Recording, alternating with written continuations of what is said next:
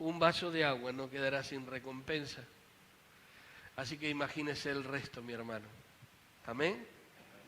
Gloria a Dios. Es la promesa de Dios. No es la promesa de un hombre, sino la promesa de Dios para con nosotros. Todo lo que hagamos para Él tendrá su recompensa. Gloria a Dios. Gracias, Señor. Es para darle gracias a Dios, ¿no? Gracias, Señor. Gloria a Dios. Quiero ir a la palabra de Dios con ustedes esta mañana. Vamos a abrir la Biblia en el libro de Job, en el capítulo 22. No le voy a hablar de los pesares de Job, no le voy a hablar de eso, ni de las circunstancias que Job vivió. Pero quiero tomar esta mañana unos textos del capítulo 22. Qué cosa, ¿no? Porque el que habla es un tal Elifaz, que acusa a Job de gran maldad. Pero como la Escritura dice que toda ella es inspirada por Dios, amén, toda la Escritura es inspirada por Dios, y además de eso dice que es útil. La palabra de Dios es útil. Entonces, para redarguir, que significa que yo pueda dar vuelta a un concepto de alguien que no conoce el amor de Dios o no conoce su palabra, para corregir, para instruir, a fin de que el hombre o la mujer de Dios esté enteramente preparado para toda buena obra. Así es la palabra de Dios. Entonces yo quiero tomar del libro de Job, capítulo 22, unos textos que están a partir del versículo 21 hasta el versículo 28 inclusive.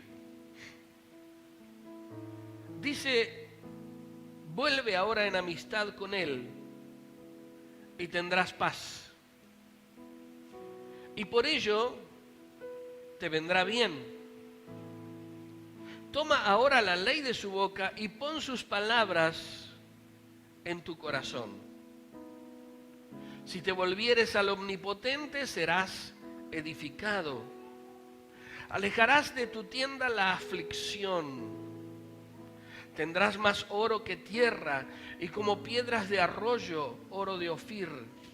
El Todopoderoso será tu defensa, y tendrás plata en abundancia, porque entonces te deleitarás en el Omnipotente y alzarás a Dios tu rostro.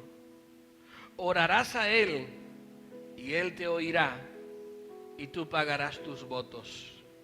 Determinarás asimismo una cosa y te será firme, y sobre tus caminos resplandecerá luz. Amén. Hasta ahí la palabra de Dios. Sabido es que Job tenía unos amigos que vinieron a verlo en su aflicción, y bueno, la historia termina con que él tiene que orar por ellos y tiene que pedir a Dios por ellos, y entonces ellos son restaurados, porque Dios tenía como un enojo contra estos muchachos. Pero como les dije,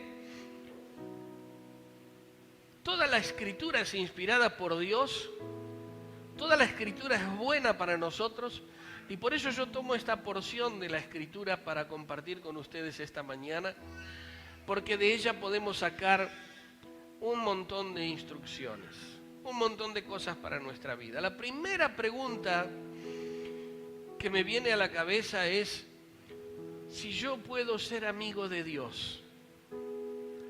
Si usted puede ser amigo de Dios.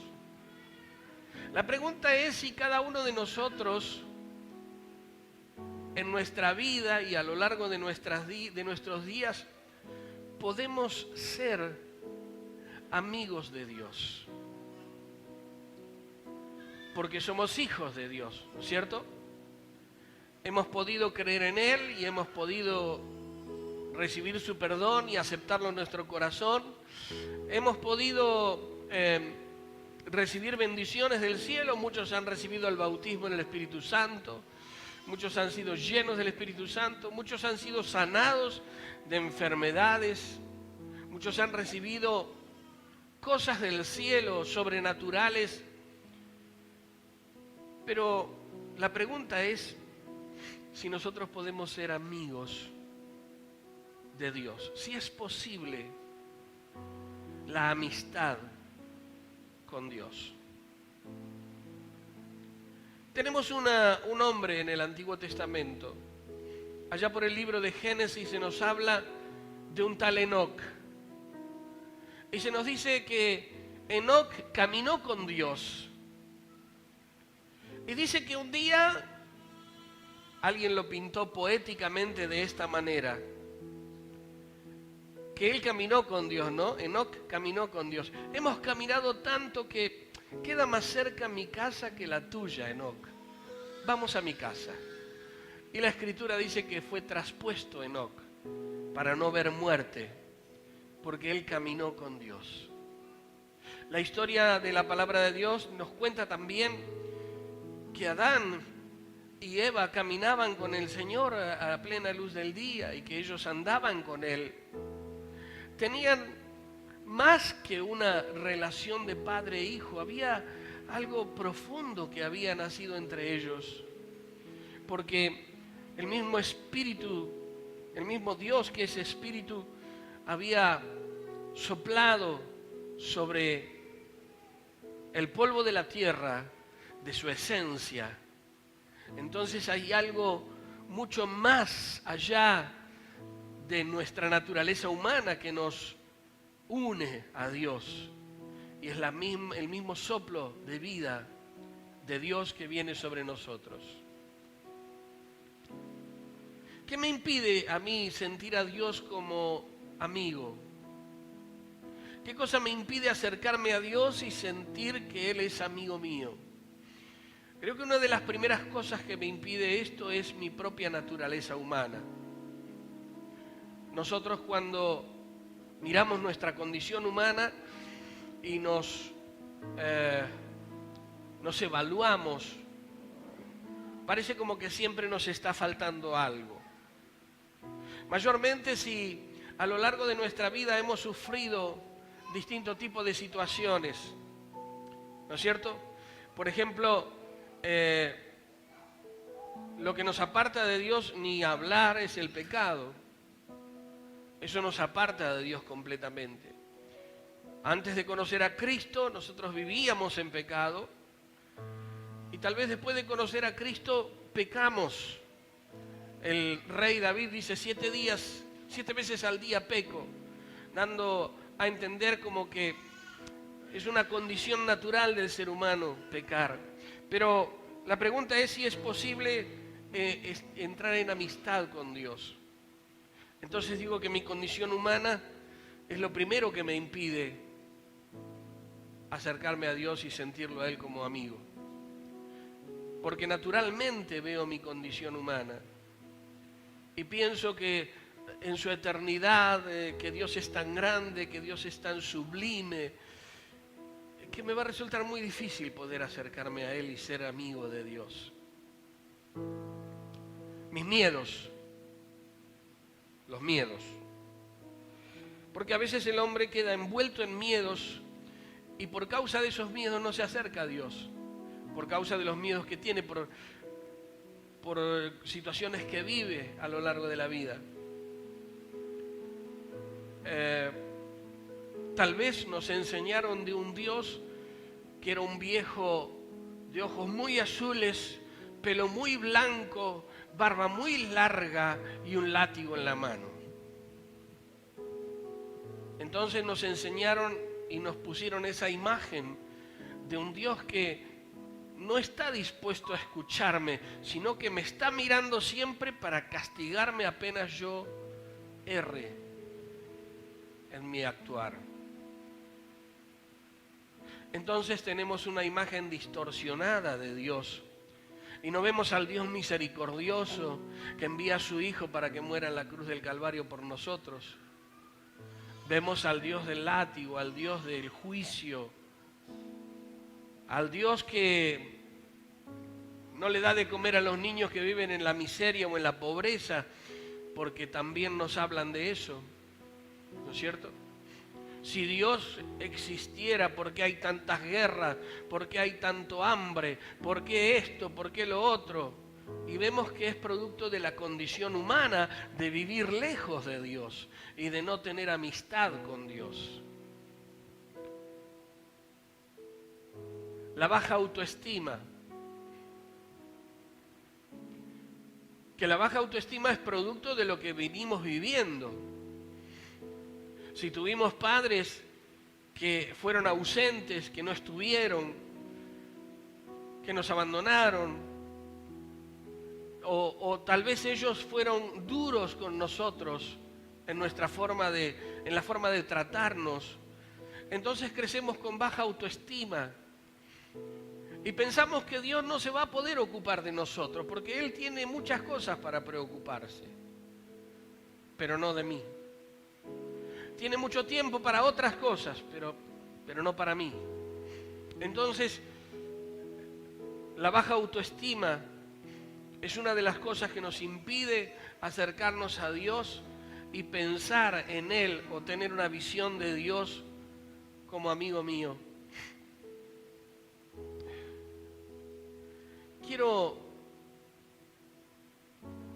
2 palabras para hablar de la grandeza de Dios mirando nuestro cuerpo humano. El otro día, no sé por qué razón, estaba escuchando algo sobre el ADN. ¿Vieron el ADN?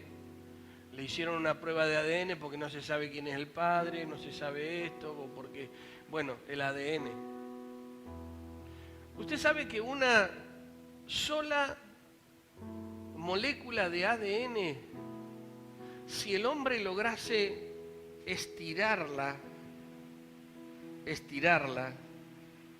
es algo que no se puede ver así a simple vista, ¿no?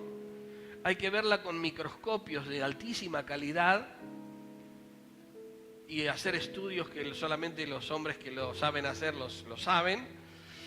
Pero si lográramos estirarla, cada átomo de esos de ADN, cada molécula tendría 2 metros de largo. Escúcheme, cada una de esas moléculas de ADN, 40, 80, 1,20, 1,60, 2 metros, ¿no? Más de mis brazos abiertos, una sola molécula de esas. El ADN es la molécula que tiene la información que hace a los seres vivos, no solamente a los seres humanos, sino a los animales también. Nuestro ADN mide aproximadamente 3.200 millones de pares de base. Así está escrito. No me pregunte qué es pares de base, búsquelo usted. Y dice que a su vez están divididos en 23 cromosomas. Mientras que cada célula independiente alcanza siempre los 2 metros de largo. En esos 2 metros de largo está toda la información. Imagínense si una molécula de ADN cuesta verla. Imagínense en esos 2 metros de ADN está la información de lo que somos nosotros. Que yo iba a salir un hombre musculoso, fuerte, bonito. ¿No es cierto? No se ría, hermano. Así me vio mi padre y mi madre cuando era chiquito. O sea, todo eso está escrito ahí. Esa información viene del cielo. Y somos hechos con esa información en el vientre de nuestra madre. Eso está ahí. Si pudiéramos, es tremendo. Si pudiéramos poner nuestras venas una tras la otra y arterias con los vasos capilares, las finitas, cosas que casi ni se alcanza a ver, daríamos 2 vueltas y media a la Tierra, 100.000 kilómetros. Hay algunos datos que son medio asquerosos, que tiene que ver cuánto hacemos de popó y cuánto hacemos de pipí, que no los copié. Pero es una cosa increíble. ¿Cuántos litros de saliva hacemos por día? ¿Sabe que, miren,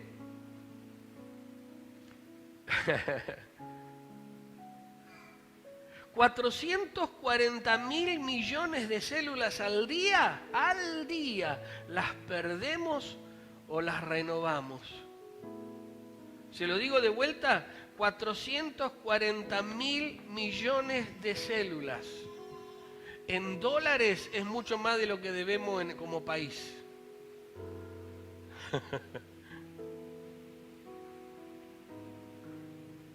Y usted esta mañana se levantó y no se preocupó cuántos millones perdió ni cuántos millones generó.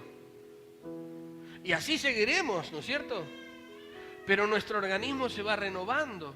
La piel, la cantidad de sensores que tiene de dolor, de calor, de temperatura, de frío, todo ese tipo de cosas que están en nosotros es producto de la creación de Dios.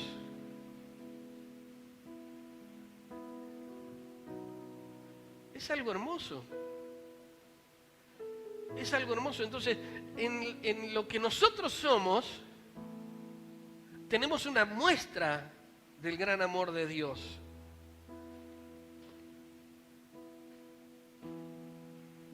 Las palabras del salmista en el Salmo 139, precioso salmo de la palabra de Dios, que nos dice: mi embrión vieron tus ojos, tú formaste mis entrañas, tú me hiciste en el vientre de mi madre.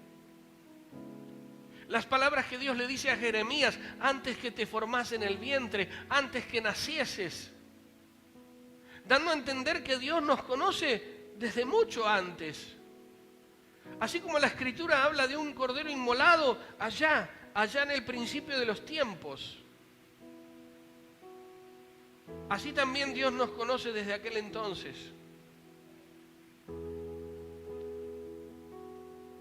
Ni hablar de nuestros ojos, la cantidad de colores que pueden discernir, de los oídos, de lo que significan nuestros oídos, de las piecitas que tienen nuestros oídos, de los músculos y los huesos que tienen nuestras manos y nuestros pies, perfectos. Lo que nos distingue de los monos, usted sabe que no venimos del mono, ¿no? Aunque algunos parecemos, pero no venimos del mono. El mono no puede hacer esto. Esto es una pinza digital, dactilar creo que se llama, pinza. El mono no lo puede hacer, hace esto. Por eso los agarran con una nuez o con un grano de sal. Él mete la mano en el coso y como no puede abrir la mano por la curiosidad, los atrapan ahí, así.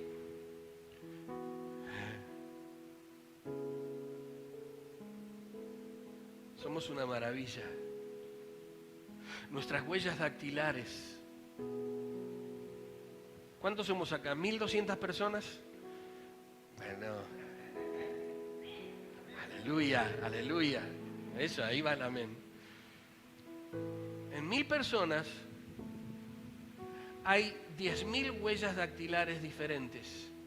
Ni una es parecida a la otra, ni una es igual a la otra. Y en el mundo no hay otra persona que tenga las huellas dactilares como las mías. Y a Dios le agrada hacer todas las huellas dactilares diferentes porque material le sobra.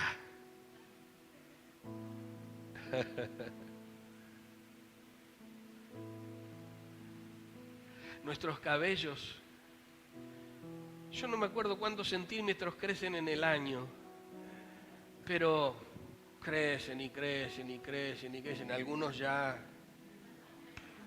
Y bueno, ni canas peinan, ¿no? Pero ahí está. Ahí está.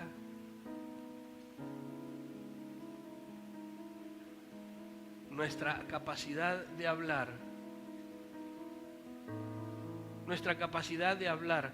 Los idiomas que Dios le ha dado a la gente alrededor de todo el mundo. Maravillas. Maravillas de la grandeza de Dios. Y lo más lindo es que Él los entiende a todos. Y entiende las palabras y los pensamientos del corazón de cada habitante de la tierra. Gloria a Dios. Ahora, Abraham fue llamado amigo de Dios.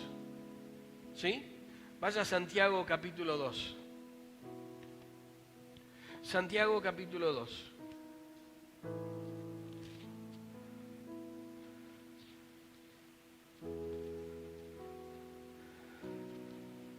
Dice el versículo 23.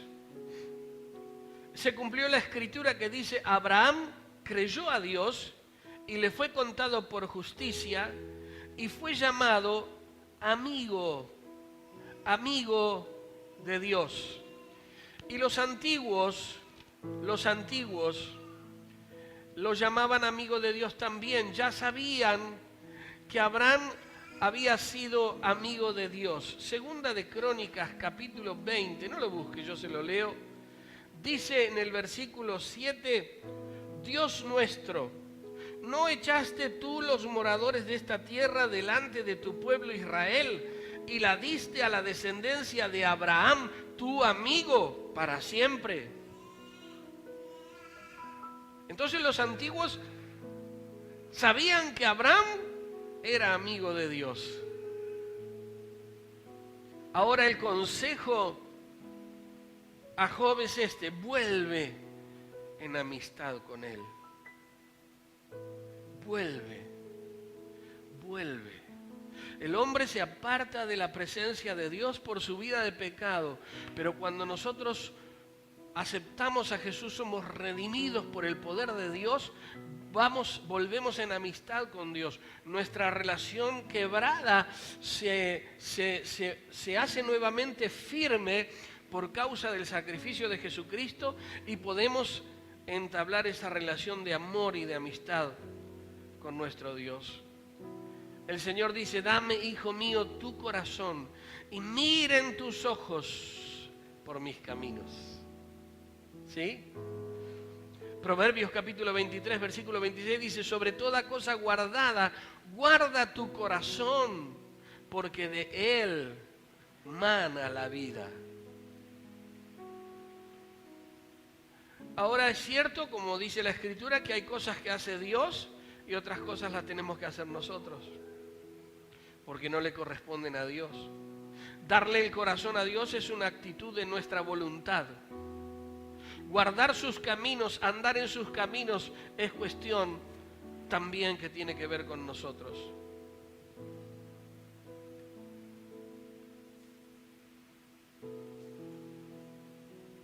Se nos dice que el corazón del hombre es engañoso y perverso más que todas las cosas. Cuando Dios habla a través de Jeremías, dice: maldito el hombre que confía en el hombre y pone carne por su brazo y su corazón se aparta de Jehová. Y luego dice: bendito es el varón que confía en el Señor y que se apoya en Él. Será como el árbol que está plantado junto a la corriente de las aguas, que tiene hoja a su tiempo, que da fruto siempre, que su hoja no cae, que no verá cuando viene la sequedad, sino que estará siempre vigoroso y dará siempre fruto. Hay un salmo que nos habla del hombre que es bienaventurado porque teme a Dios. Y nos dice: así será bendecido el hombre que teme al Señor. Tus hijos serán como vides alrededor de tu mesa, tu mujer como una planta de olivo. Así será bendecido el hombre que teme a Dios. Verás largos días de vida, serán prosperados en todas las cosas que hicieres. Vamos al verso 23 de Job 22. porque leímos unos cuantos versículos allí. Job 22:23 dice: si te volvieres al Omnipotente serás edificado y alejarás de tu tienda la aflicción. Ser edificado como persona, serás edificado, nos habla de un crecimiento en nuestro interior como hijos de Dios. Nos habla de estar establecidos, de tener en claro nuestro destino profético, de lo que Dios ha preparado para nosotros. Ser edificado como hombre, como mujer, como padre, como esposo, como hombre o mujer de Dios. Ser edificado como papá, como mamá, como trabajador. Serás edificado y serás diferente, marcarás la diferencia con los que están a tu alrededor. Porque hay una marca indeleble sobre los hijos de Dios. Es algo que no se borra. Es la presencia de Dios. Serás edificado. Él va a hacerte nuevo. Os daré un corazón nuevo. Quitaré de ustedes el corazón de piedra y les daré un corazón de carne. Pondré mi espíritu dentro de vosotros y haré que ustedes anden en mis estatutos. Una obra de Dios. Él te va a hacer nuevo. Tu vida será transformada, serás edificado, dice aquí. Dice que seremos transformados de tal manera que otros verán la obra de Dios en nosotros. La transformación que se genera en alguien que conoce a Dios. Usted probablemente ha vivido una vida desprolija, permítame usar ese término, antes de conocer a Cristo. Pero cuando vino al Señor, Él comenzó a cambiar las cosas. Él comenzó a transformar las cosas. Entonces la gente después dice: che, dice, vos que no fumás más, que vos no le das más al copete, no, que vos ahora que, o sea, después claro, algunos empiezan a decir de que somos santulones, ¿no? Pero eso no importa. Se cuenta que en los grandes avivamientos, los hombres que trabajaban en una mina con burros, los golpeaban para que trabajasen. Pero cuando se convirtieron ya no los querían golpear más. Entonces los dueños de las minas se quejaban porque, claro, no sacaban lo que tenían que sacar. Pero había algo en su corazón que se había enternecido. Las tabernas se cerraron, los bares se cerraron. Porque la gente ya no iba a los bares, iba a adorar a Dios a la iglesia. La transformación, el cambio que produce Cristo, no solo en una persona, sino en una familia, en una sociedad, el poder de Dios. Esa transformación, donde dice el versículo 23, serás edificado. Esa transformación a veces viene por medio de la aflicción. Luego voy a leer un salmo que me conmovió ayer cuando lo estaba leyendo, para que tengamos noción de a veces los procesos que algunas personas viven. Pero hay procesos que te llevan a ser transformado y cambiado. Y hay procesos que duran como si fuera para nosotros una eternidad, ¿no? Y hay otros que son más cortos. Hay procesos que son muy dolorosos. Y otros son procesos largos, procesos de enseñanza y de aprendizaje. De Dios nos enseña, nos permite aprender determinadas cosas a través de esos procesos. El otro día cuando estuvo el evangelista hablaba de esos procesos. ¿Recuerdan los que estuvieron? Los poquitos hermanos que estuvieron. Bueno, déjeme meter una cucharadita ahí. Versículo 24. Tendrás más oro que tierra y como piedras de arroyo oro de Ofir. Y el versículo 25 dice, tendrás plata en abundancia. Miren, hermanos, yo no soy un predicador de la prosperidad por la prosperidad en sí misma, siempre lo digo de esta manera. Venga Dios que Dios lo va a prosperar, venga Dios que Dios le va a dar, si usted tiene una casa le va a dar 5, si usted tiene no sé. No soy de esos predicadores, aunque creo que Dios lo puede hacer. ¿Está claro? Creo que Dios lo puede hacer. Pero verdaderamente Dios prospera. A ver, la viuda que no tenía nada, que se iba a morir con su hijo, ¿qué tenía en su casa? Un poco de harina y un poco de aceite. Y ellos fueron prosperados durante mucho tiempo. Donde la gente se moría de hambre, ellos seguían teniendo. Entonces, cuando nadie tiene nada, que vos tengas un poco, es que seas prosperado. Cuando todos sufren la crisis financiera y vos tenés una mentalidad de reino y ves las cosas de otra manera, la crisis financiera no te va a tocar. De alguna manera Dios va a hacer que salgas adelante, que seas bendecido con lo poco o lo mucho que tengas.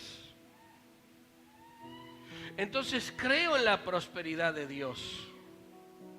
Creo en la prosperidad de Dios. El otro día escuchaba a una predicadora que hablaba que no tenía ni zapatos. ¿No? Vos pusiste el video. Tremendo el testimonio de esa mujer. Un vestidito. Dice la del vestido amarillo, porque era el único que tenía. Y iba para todos lados con el vestido amarillo. Hoy en día dice que le regalan caja de zapatos y qué sé yo, porque Dios ha decidido bendecirla.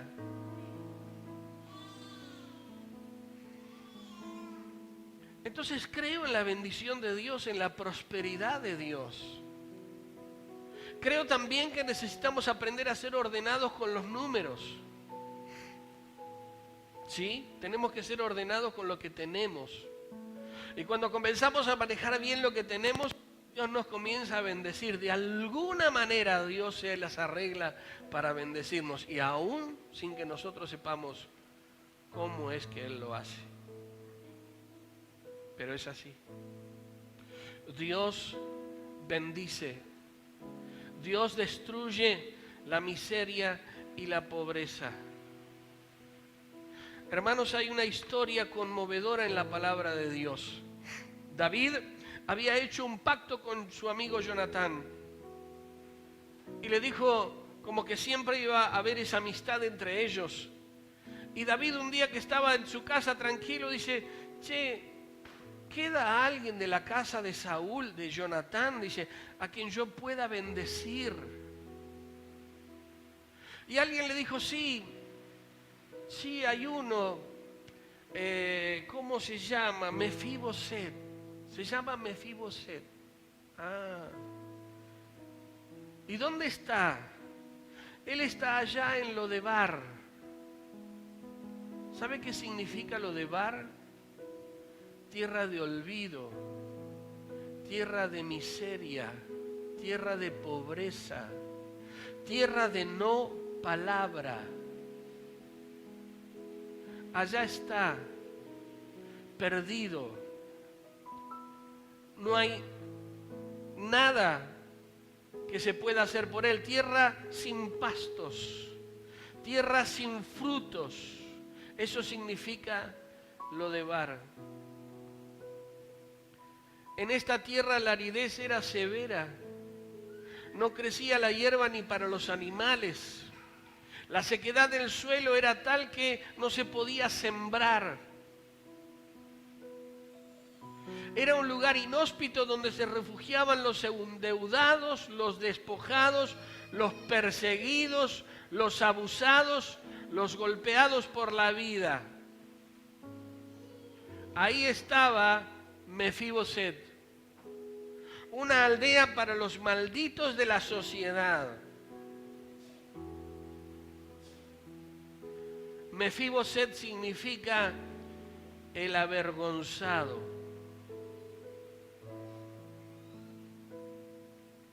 Ahí estaba este hombre. Mira, hermanos, una cosa es vivir en la pobreza y otra cosa es ser miserable, vivir en la miseria. Hay gente que tiene muchos bienes y vive en la miseria porque su mente está poseída por la miseria. Hay gente, como dice la Escritura en el libro de Proverbios, hay quienes retienen más de lo que es debido, pero vienen a pobreza. Entonces el amarrocar no es símbolo de manejar bien las cosas. Una cosa, recuerde, una cosa es la pobreza y otra es la miseria. Hay gente que tiene mucho dinero y vive en la miseria. Hoy estaba viendo unas mansiones de alguna gente conocida del mundo. El más pobretón tenía una mansión de $2 millones. No sé cuántos metros cuadrados. No tienen problema si le agarra colitis porque tienen un baño cada 3 metros, hermano. Si no llegan a uno, entran en el otro. 40 baños, qué sé yo, qué todo.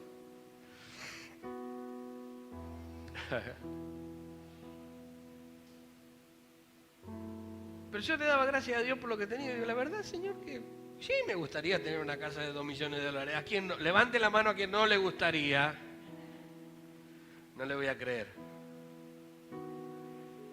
Claro que a todos nos gustaría. Pero la verdad que ellos usan las mismas cosas que nosotros. Van al baño igual que nosotros, tienen su necesidad igual que nosotros. Nada más que pueden elegir. Hoy no voy a este baño, voy al otro. Esta semana voy a usar el baño número 24. Aún así puede haber gente que sea miserable. ¿Me entiende? ¿Me entiende, hermano? Mefiboset fue traído a la mesa del rey y le fue devuelta su dignidad. Le fue devuelta su dignidad, le fue devuelto lo que él había perdido. Y es más, el rey dijo, a partir de este día, todos los días te vas a sentar aquí a mi mesa y vas a comer conmigo. Y voy a poner a sirvientes que te cosechen, que te siembren y te cosechen el campo. Y que te traigan el producto de todo lo que ellos van a ganar para vos. Porque te voy a bendecir. Porque hice un pacto con tu padre y lo voy a cumplir. Mi amado, Dios ha hecho un pacto con nosotros a través de Jesucristo. ¿Cómo no nos va a bendecir Dios? ¿Cómo no nos va a bendecir Él? Él va a terminar con la miseria en nuestra vida y la pobreza. Versículo 25. El Todopoderoso será tu defensa, dice el versículo 25. Aquí hay una promesa de cuidado de Dios sobre nosotros. El Todopoderoso será tu defensa. Se cuenta de una mujer a la cual le estaban por rematar su casa. Entonces, no sé si la llamó un abogado y ella antes de ir fue a hablar con el pastor. Dijo, pastor, me estoy en esta situación, necesito oración. Mi hermana, vamos a orar. Pero la Biblia dice que tenemos a un abogado que es Jesucristo. Para con el Padre tenemos un abogado. Entonces usted vaya con esta palabra. Usted ya habló con su abogado, dígale al otro abogado. Así que la mujer fue y dijo, bueno, acá la casa se le va a rematar, señora, qué sé yo. Y dice, bueno, mire, yo he puesto todo en manos de mi abogado. ¿Y quién es su abogado? Usted ha escuchado de él, pero no le voy a decir quién es mi abogado, pero estoy segura que usted ha escuchado hablar de él, porque es muy conocido. El hombre medio como que arrugó y por alguna cuestión de esas que solo el Señor sabe, esa casa le fue devuelta a la mujer. Pero hay que estar firme en la posición de confiar en Él. El Todopoderoso será tu defensa. El que habita al abrigo del Altísimo morará bajo la sombra del Omnipotente. Él te librará del lazo del cazador. Él te librará de la peste destructora. Él te librará de las flechas que vuelen, las saetas que vuelen de día. Él te va a librar. No habrá plaga que toque tu morada. Aleluya. Entonces, cuando nosotros tomamos esta verdad de Dios, está escrita y es para nosotros, entonces le dejamos a Él que sea quien guarde nuestra vida. Amén. Él será nuestra defensa. Podemos confiar en el cuidado de nuestro Padre. Versículo 26 y 27 dice, porque entonces te deleitarás en el Omnipotente y alzarás a Dios tu rostro, orarás a Él y Él te oirá y tú pagarás tus votos. Una promesa de amistad perpetua con Dios. Una promesa de completa amistad, de una relación de amor con Dios que no se va a quebrar con el tiempo, que permanecerá para siempre. Él va a guardar nuestra vida. El hombre que tiene amigos ha de mostrarse amigo, dice la palabra de Dios. Y amigo hay más unido que un hermano. Imagínense si hablamos de Dios como amigo nuestro.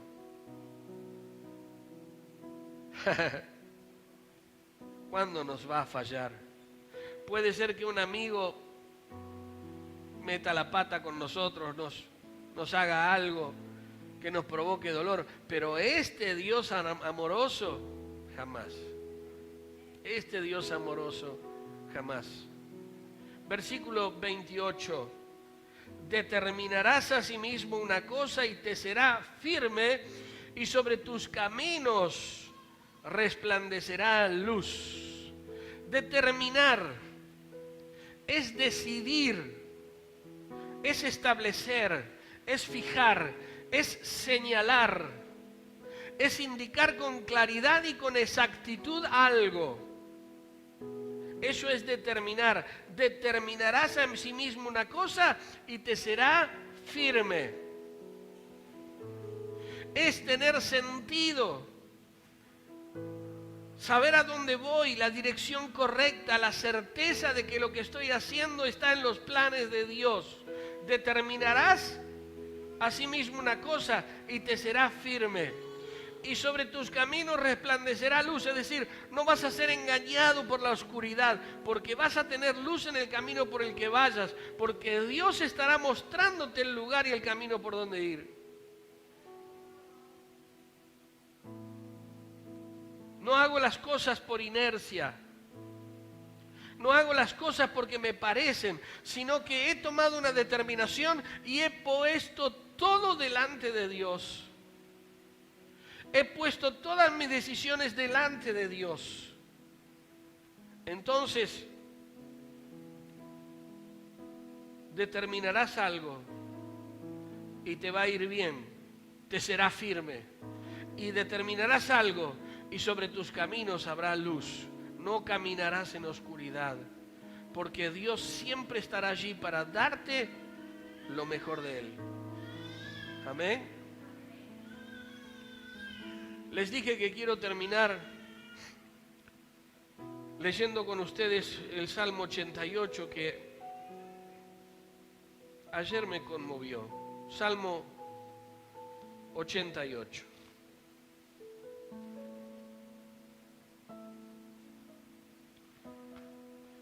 Este salmo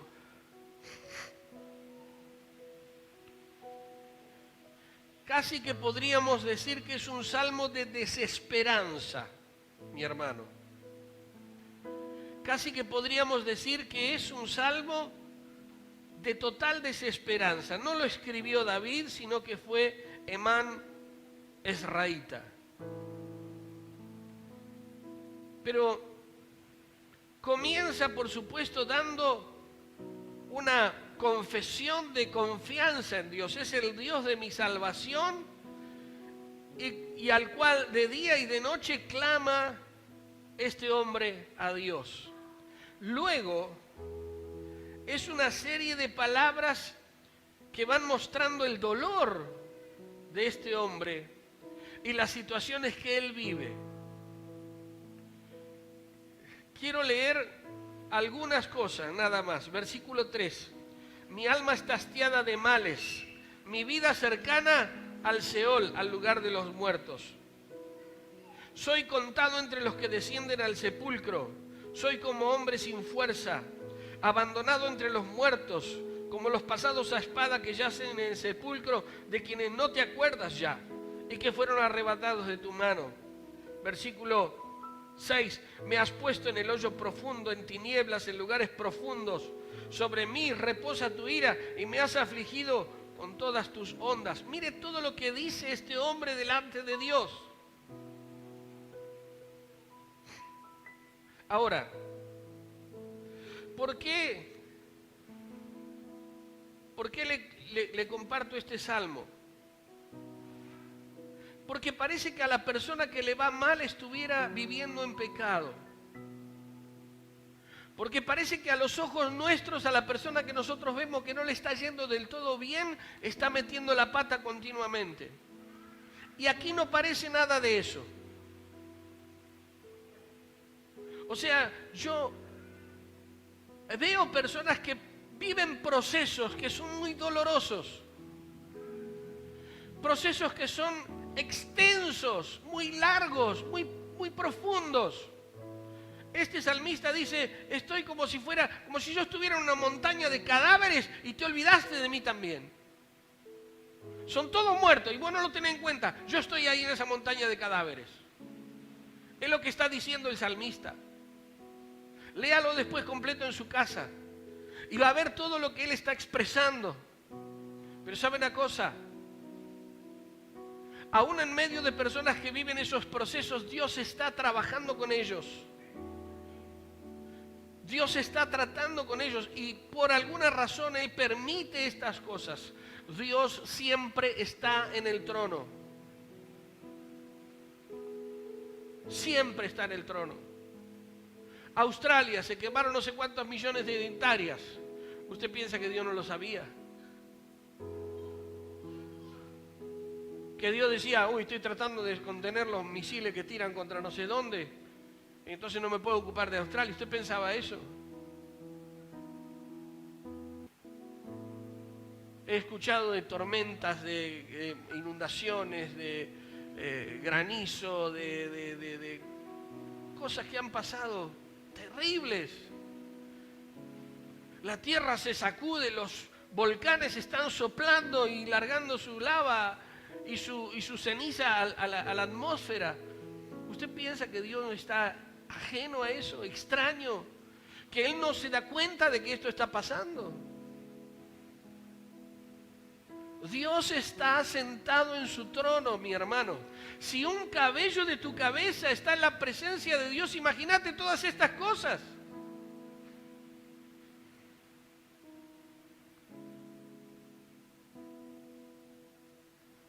Entonces algunos procesos que algunas personas viven, nosotros no lo vamos a entender. Pero no podemos juzgar rápidamente a una persona por el proceso que está viviendo. Amén. No lo podemos hacer. Mi hermano, podemos ser justos en Cristo y sufrir. Por algo está escrito el libro de Job.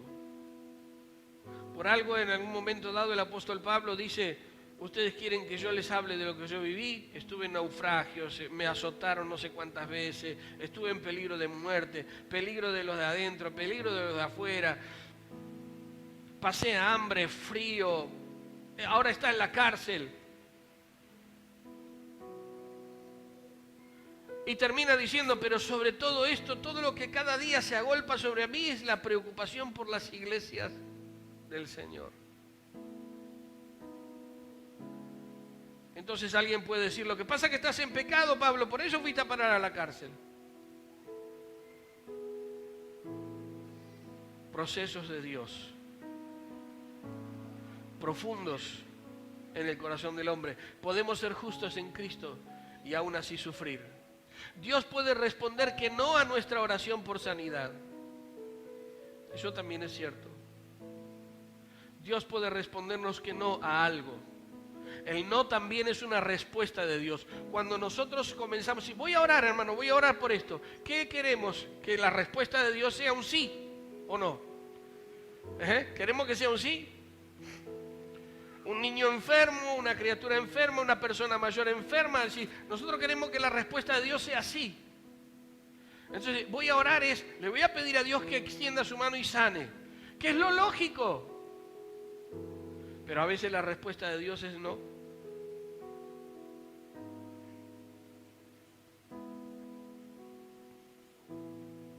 Hay un libro que habla sobre Kathryn Kuhlman y ella termina diciendo en el último capítulo de ese libro: mucha gente se sanaba en nuestros servicios, pero cuando terminaba el servicio yo pasaba donde todavía había gente en silla de ruedas, todavía había gente moribunda en las camillas, había gente que no pasaba nada.